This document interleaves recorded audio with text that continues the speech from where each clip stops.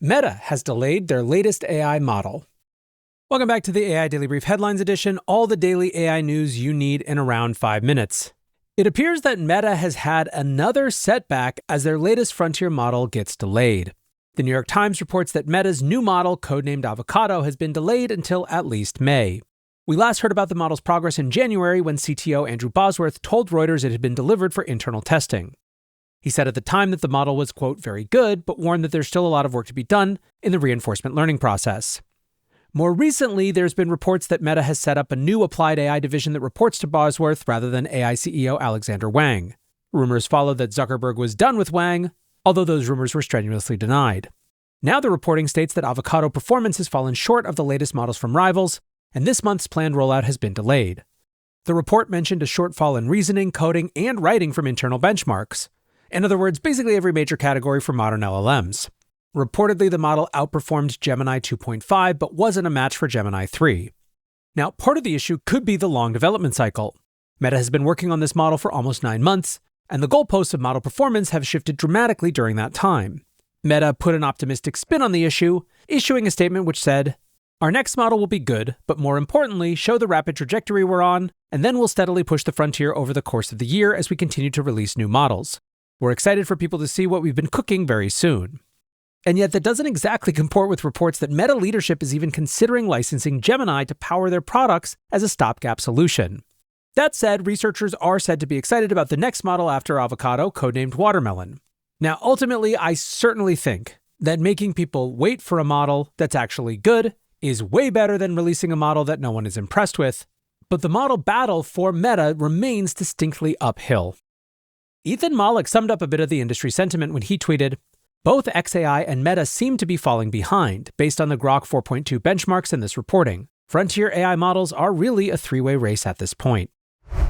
Speaking of XAI, it seems like there are big moves afoot in that organization. First of all, they grabbed a pair of senior leaders from Cursor in a bid to catch up on coding. Sources speaking with The Information said that Andrew Milich and Jason Ginsberg have joined XAI and will report directly to Elon Musk. The pair worked as heads of product for engineering at Cursor. Now, the move comes as Elon acknowledges that XAI is behind on coding.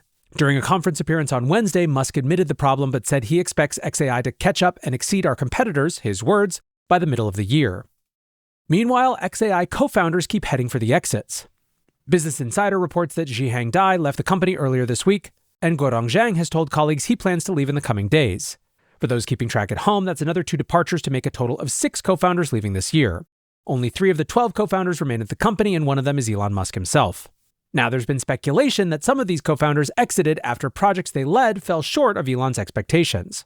For example, Zhang led Grok Code, and Toby Pollan, who departed at the end of February, was in charge of the maligned MacroHard project, which we discussed on Thursday's show. Musk, of course, is known as a difficult person to work for, and hinted that this is a controlled demolition rather than a leadership collapse. He posted on Thursday, "XAI was not built right the first time around, so is being rebuilt from the foundations up." Same thing happened with Tesla. Speaking of Cursor, that company is seeking new funding at a massive $50 billion valuation. Bloomberg reports that Cursor is in talks for a new funding round that would almost double their valuation. Cursor's last round in November brought in $2.3 billion at a $29.3 billion valuation. Now remember, this is a company that doubled their revenue to $2 billion since they last raised funds.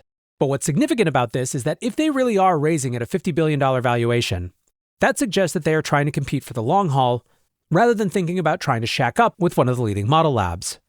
Now that choice isn't a shock given how CEO Michael Truell is positioning the company. Employees were told in an all-hands in January that for Cursor, it is, in his words, wartime.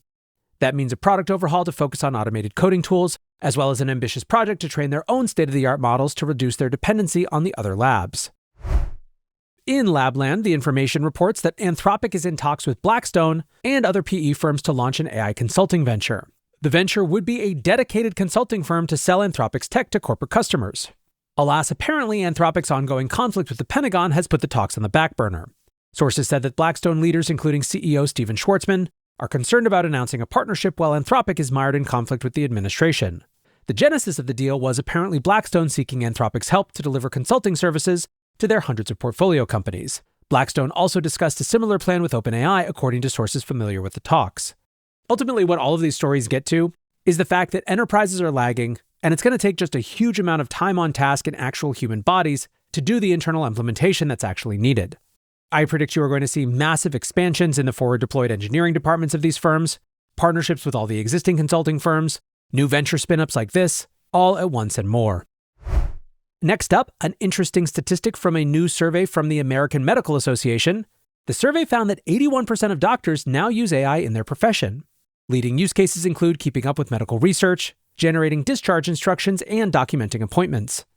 The AMA first gathered this data in 2023 and have found that usage has more than doubled since then. Said AMA CEO John White, AI has quickly become part of everyday medical practice. Physicians see real promise in its ability to support clinical decisions and cut down on administrative burden. Notably, the AMA has adopted augmented intelligence as their term for AI, hammering home the point that technology isn't supposed to replace human judgment. And indeed, when you dig into the data, that seems to be how it's playing out. The leading use cases of AI in medicine are all about summarizing information and aiding with administrative work.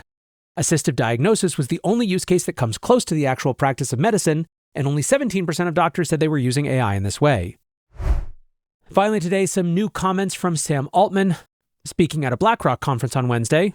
While intelligence too cheap to meter might be the end goal, for now, Sam Altman is very distinctly in the business of selling tokens. Speaking at the conference, he said, "Fundamentally, our business is going to look like selling tokens. We see a future where intelligence is a utility like electricity or water, and people buy it from us on a meter." In the full quote, Altman said the goal is still to make abundant, cheap intelligence widely available. However, he explored the idea that skyrocketing demand could mean high prices or rationing. That's particularly relevant given that token-heavy agentic use cases are coming online as energy issues are picking up steam. Now, speaking on AGI, Altman said the term has lost all meaning.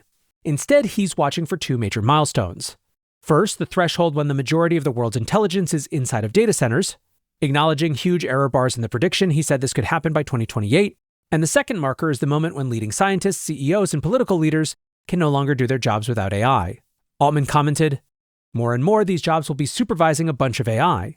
That threshold of when you really wouldn't want to be doing your job without heavy reliance on AI might take a little bit longer, but probably not a lot longer." I don't know, man, that pretty much describes my job already, but here we are. Altman also addressed the numerous concerns around AI adoption, commenting, "Data centers are getting blamed for electricity price hikes.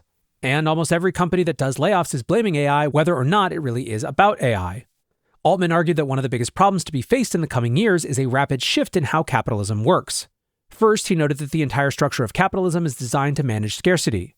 If AI delivers true abundance, then society will need to rapidly adjust to a new paradigm. In the more immediate term, he noted that AI is disrupting the balance between labor and capital that keeps society functioning.